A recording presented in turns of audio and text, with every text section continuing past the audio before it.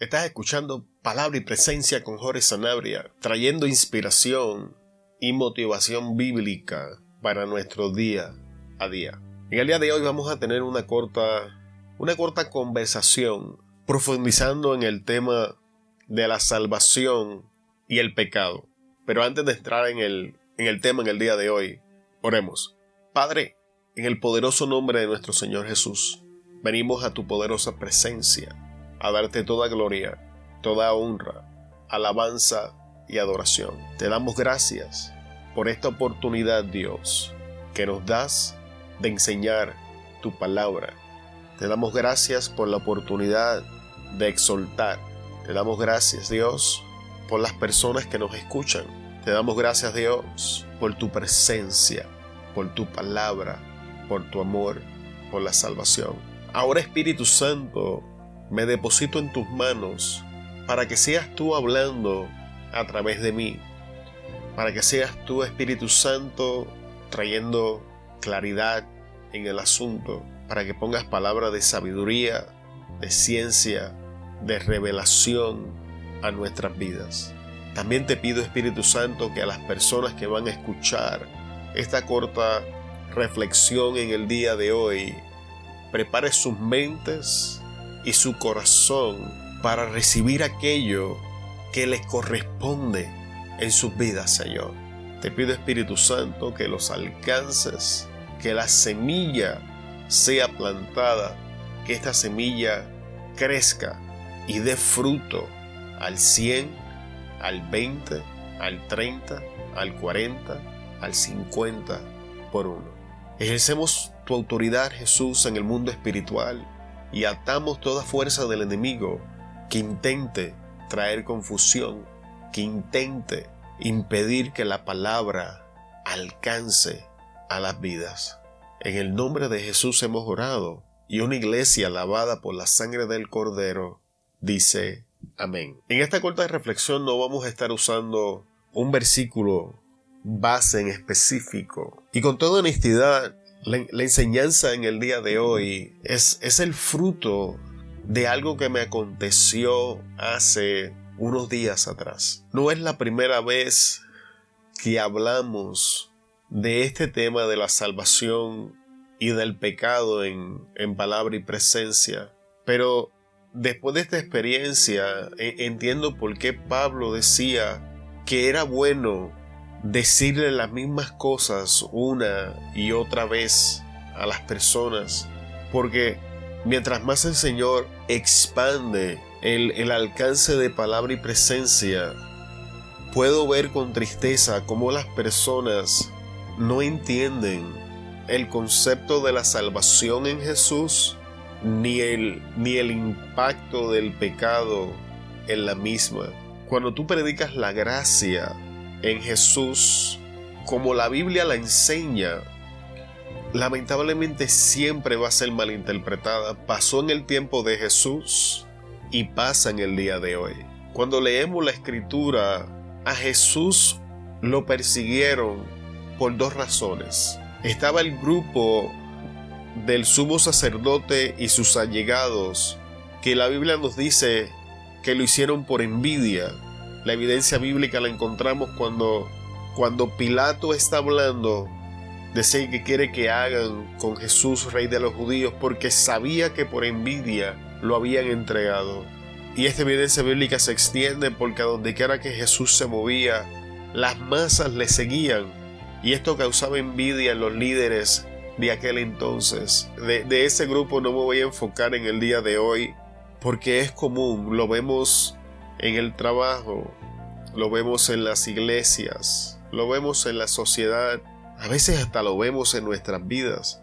Y es un tema vasto y delicado, y en el episodio de hoy no le voy a dedicar mucho tiempo, pero una de las razones por la que la gracia siempre va a enfrentar persecución es la envidia. La otra razón por la que la gracia siempre va a ser perseguida es ignorancia y falta de conocimiento. Cuando llevan a Jesús a la cruz, cuando el pueblo escoge a un ladrón y homicida por encima del Salvador, aunque estaban influenciados por la gente que le tenía envidia a Jesús, la realidad era que las masas no sabían quién era el hombre que estaba delante de ellos. Ellos no sabían ni entendían que Jesús era el Salvador del mundo. Cuando Jesús ora por estas personas, Jesús dice: Padre, perdónalos, porque no saben lo que hacen. Y esto habla del pecado en ignorancia. Esto es importante. Nos abre la plataforma a la segunda parte de la enseñanza en el día de hoy. Cuando Dios te levanta a predicar el Evangelio de la gracia, como la Biblia lo enseña, lamento informarte que vas a sufrir persecución. Cuando determinas en tu mente y en tu corazón que vas a vivir la vida por la que Cristo pagó para que tú vivieses, vas a experimentar persecución. Lo que me lleva a la apertura de este episodio. Hace unos días atrás, una persona se tomó todo el tiempo del mundo en un intento de explicar por qué pensaba que la salvación puede perderse. Y esto es un tema que es controversial en la iglesia en el día de hoy. Y esta corta reflexión está diseñada para que entendamos que no puedes comparar la salvación en Cristo con las falsas enseñanzas que algunas personas predican. Comencemos por la enseñanza de aquellos que piensan que una vez son salvos, entonces podemos vivir como nosotros querramos. Eso es antibíblico. Y cuando tú haces una profesión de fe con esa intención, tengo malas noticias para ti.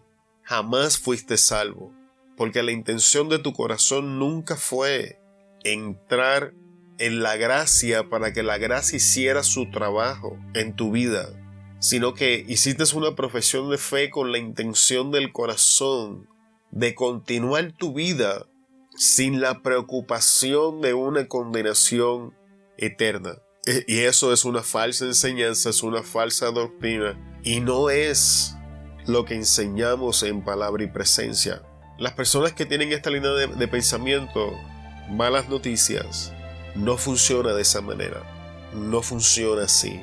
Los principios bíblicos están diseñados para funcionar entrelazados unos con otros, y la salvación está sujeto a unos principios poderosos que no pueden ser evadidos.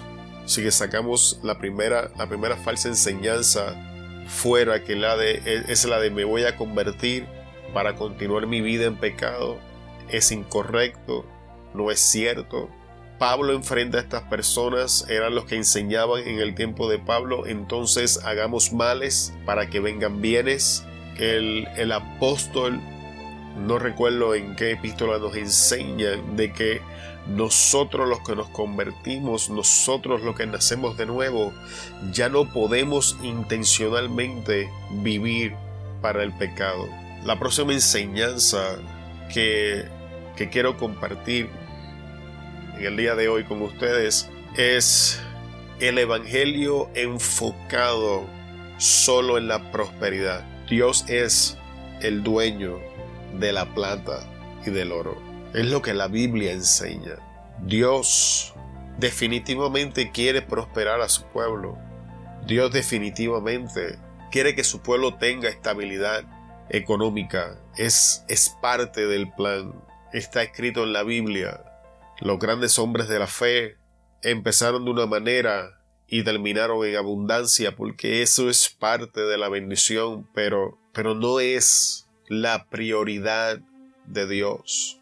Cuando tú lees la Biblia en ambos testamentos, en el Nuevo y en el Viejo, es importante entender que Dios formaba el carácter de su siervo y entonces le alcanzaba la bendición.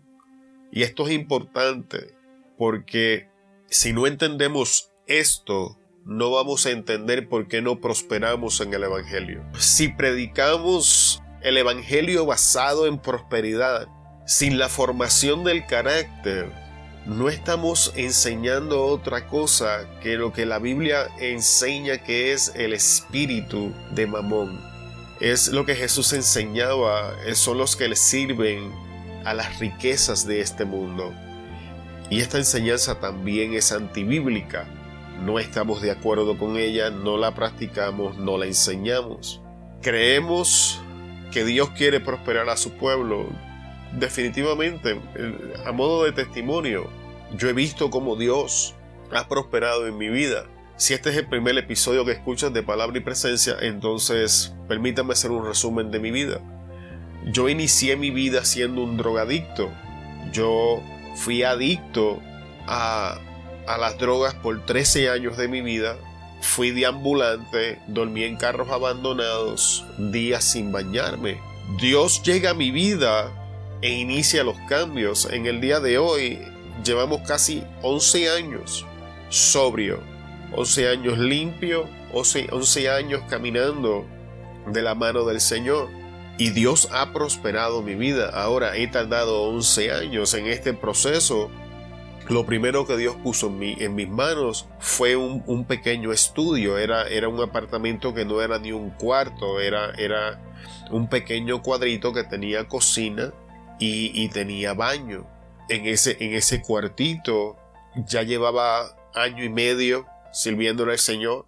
Dios trae a mi esposa, empezamos en el noviazgo. En aquel entonces mi caminar no era estable con el Señor, nos movimos juntos, pasamos a un apartamento de una recámara. Algunos 2-3 años después pasamos a comprar la casa que tenemos.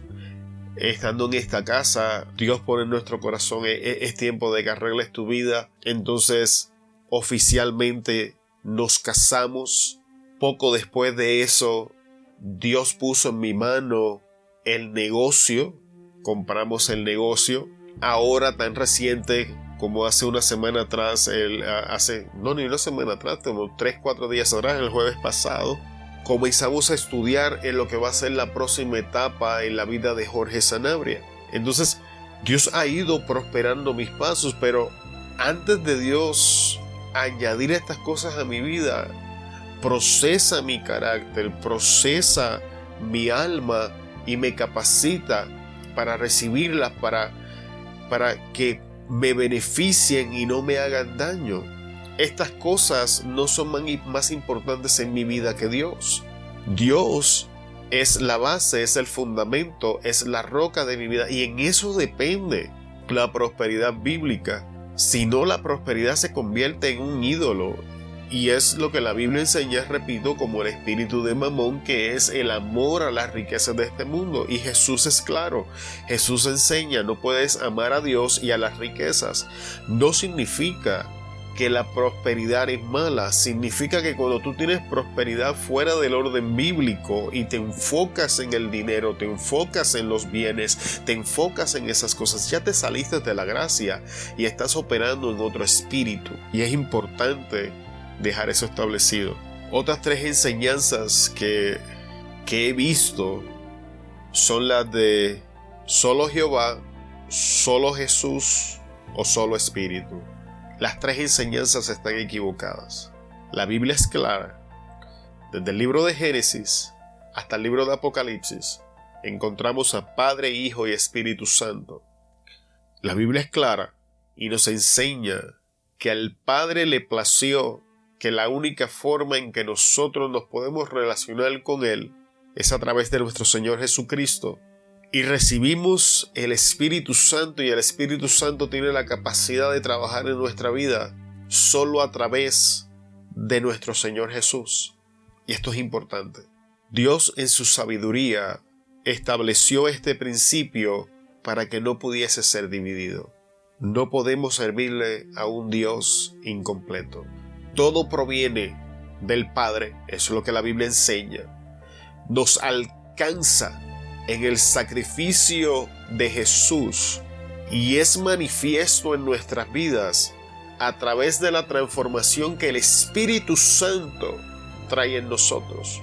Pero la piedra angular que a Dios le plació utilizar para que lo que sale del Padre y es alcanzado a través del Espíritu nos alcance sea Jesús. No podemos sacar ninguna de estas cosas fuera de la ecuación.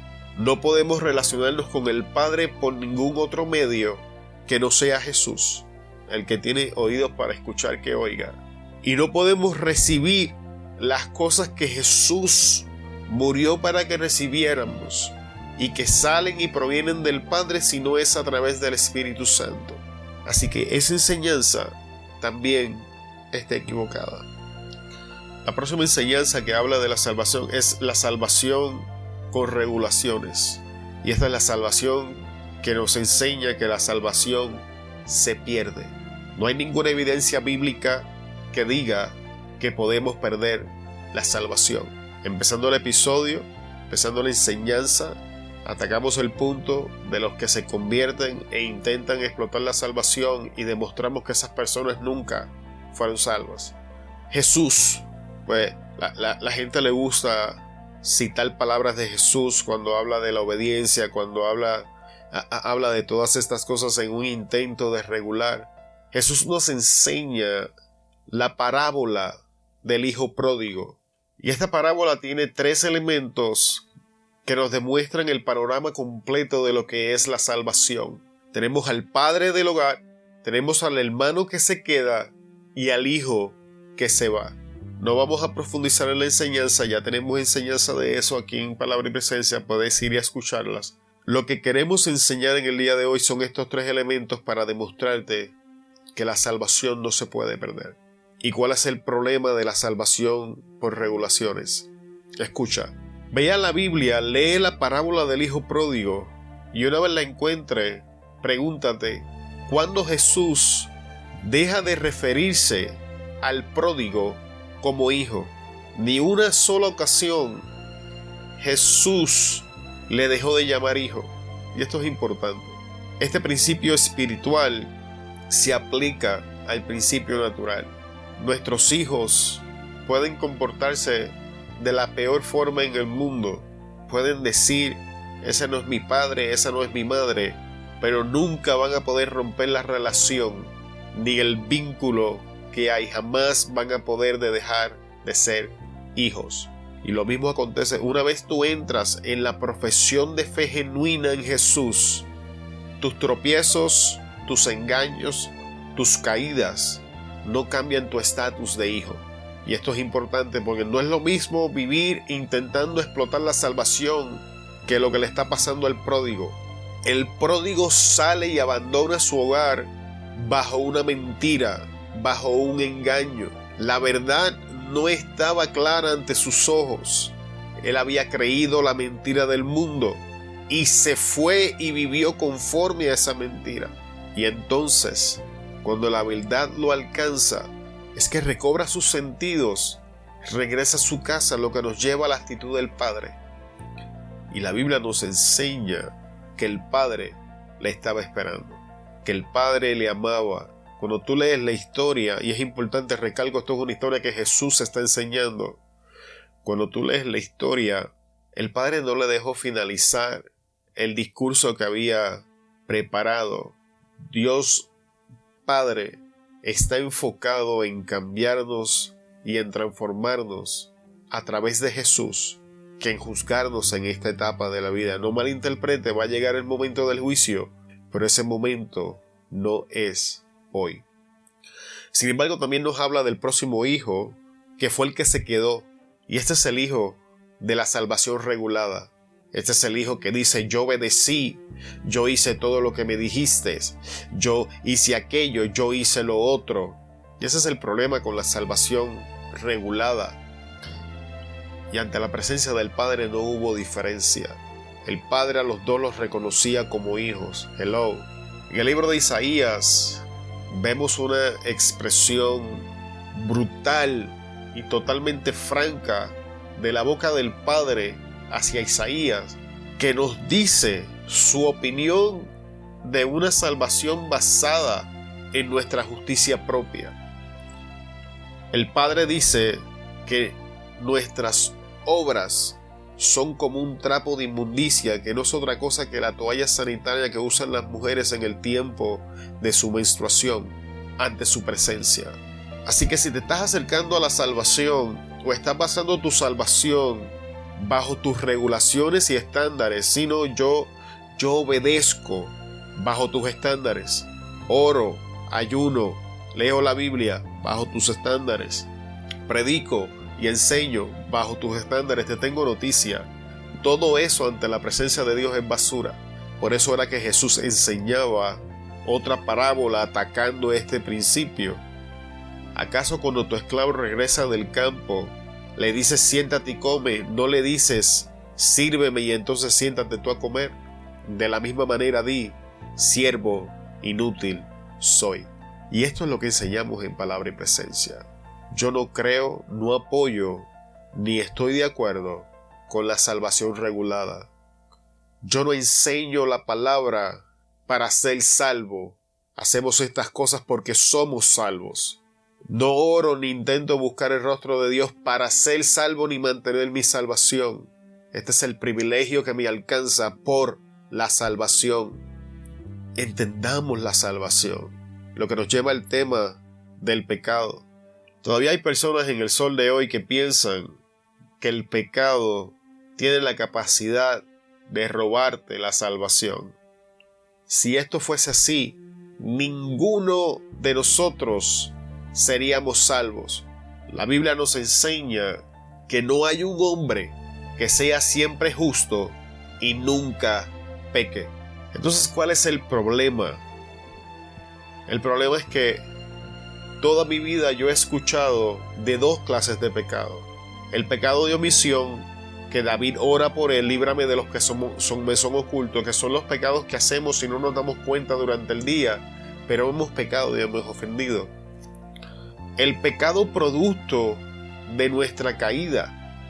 Sin embargo, hay otra categoría que está en la Biblia, pero no nos las enseñan, y ese es el pecado que trae juicio a nuestras vidas y que abre las puertas a la apostasía, que es la única manera de cambiar nuestro estado de salvo a no salvo, porque es algo intencional. Presta atención conmigo. Tenemos el pecado de omisión, el pecado que hacemos, no nos damos cuenta. Está bien, Padre, perdóname por las cosas que te ofendí en este día y no me di cuenta. Está muy bien. Pero entonces tenemos que hacer una separación en los próximos dos pecados. Porque si no separas el pecado producto de la caída, entonces tenemos que decir que el hijo pródigo estaba perdido cuando había sido engañado.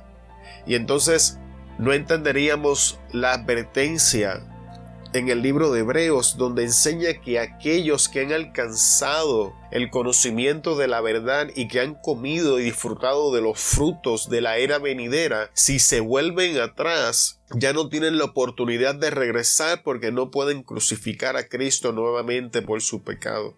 Y esa advertencia es una advertencia relacionada a la apostasía, pero la única forma en que tú llegas a la apostasía es haciendo uso de tu libre albedrío o el principio de la intencionalidad en tu vida.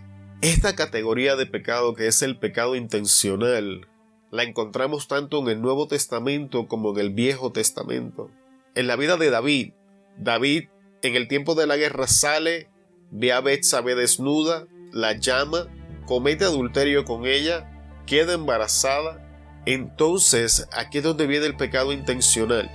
Llama a Urías y comienza a elaborar un plan para encubrir su pecado. Al esto no funcionar intencionalmente, planifica el homicidio y ejecuta el homicidio de Urías Eteo. Y fue ese pecado el causante de toda la desgracia en la vida de David de ese punto en adelante. Y aquí es donde se cumple la advertencia de Pedro en el Nuevo Testamento en la vida de David en el Viejo Testamento, donde dice que el juicio empieza por la casa. Dios ama a David. Natán confronta a David. David se arrepiente de su pecado, pero como ese pecado fue intencional, trajo un juicio. Y fue ese pecado intencional el que trajo el problema de Absalón, la violación de Tamar y el que trajo toda la desgracia. En Primera de Reyes, cuando Jehová Dios está hablando con Salomón, presta atención, es importante. Jehová le está diciendo a Salomón: si tú hicieras como tu padre David, que andó conforme a mi corazón en todos sus asuntos, con excepción del pecado de Urías Heteos. Ahora, le voy a hacer una pregunta para que usted medite en este asunto. El pecado de Urías Heteo no fue el único pecado de David. David codició a Abigail. Lo sabemos porque cuando Cabal muere, no había pasado el luto cuando David la estaba buscando, así que David ya estaba dando desde Abigail señales que le gustaban las mujeres casadas. David no hizo uno, hizo 2 censos. David amó más a su hijo que a la gente que peleaba por él, por eso es que Joab lo confronta. David adultera con Betsabé e intenta encubrir ese embarazo de Betsabé. Sin embargo, del único pecado que Dios se acuerda es del asesinato de Urías. ¿Por qué? Porque esa es la clase de pecado que no está cubierta en la gracia, es el pecado intencional. David hizo uso de su intención, y donde quiera que tú usas tu intención para pecar, tienes que ser juzgado. Vamos al Nuevo Testamento, porque si aparece en el Nuevo Testamento, tiene que aparecer en el Nuevo, que es el cumplimiento. El Viejo Testamento es la sombra y el Nuevo Testamento es el cumplimiento. En el libro de los Hechos, cuando la iglesia se está formando, escuchamos la historia de Zafira y su esposo, Ananías y Zafira. Presta atención, antes de Ananías y Zafira viene un hombre, vende sus propiedades, pone el dinero en la iglesia. Ananías y Zafira hacen lo mismo. Ahora escucha, la diferencia es que sustraen un dinero y se quedan con ellos. Ese no fue el problema. Más adelante encontramos a Pedro explicando a Ananías y a Zafira, a Ananías, a Zafira no. Ananías le está explicando: oye, cuando vendiste la propiedad, el dinero era tuyo.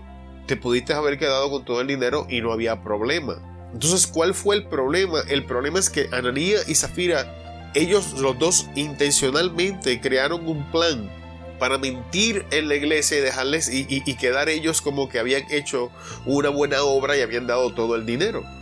El problema era la mentira intencional que estaban presentando. Miren la reacción del Espíritu Santo.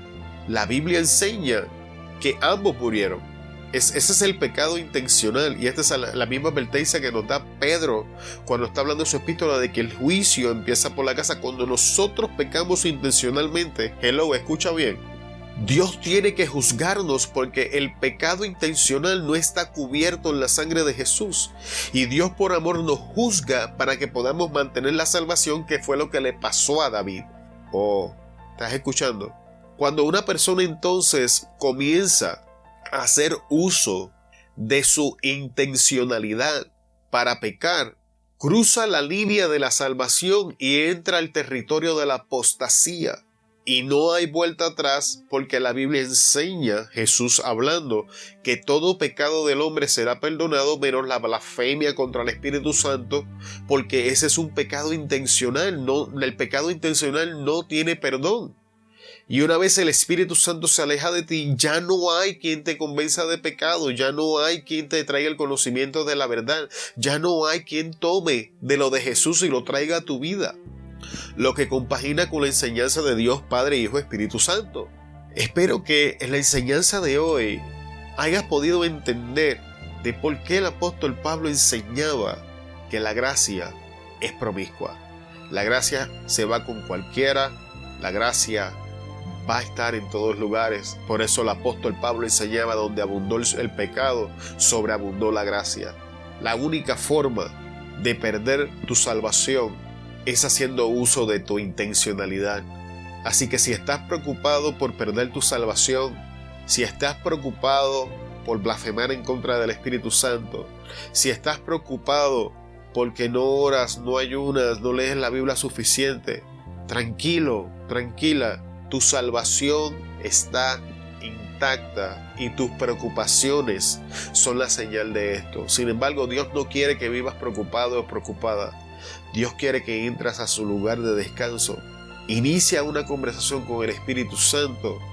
Pídele ayuda en la situación en la que estás. Dile que te guíe, dile que te enseñe, y yo te aseguro que tu vida va a comenzar a cambiar. Espero que este episodio, esta conversación, que fue más larga de lo que yo esperaba, haya bendecido tu vida poderosamente.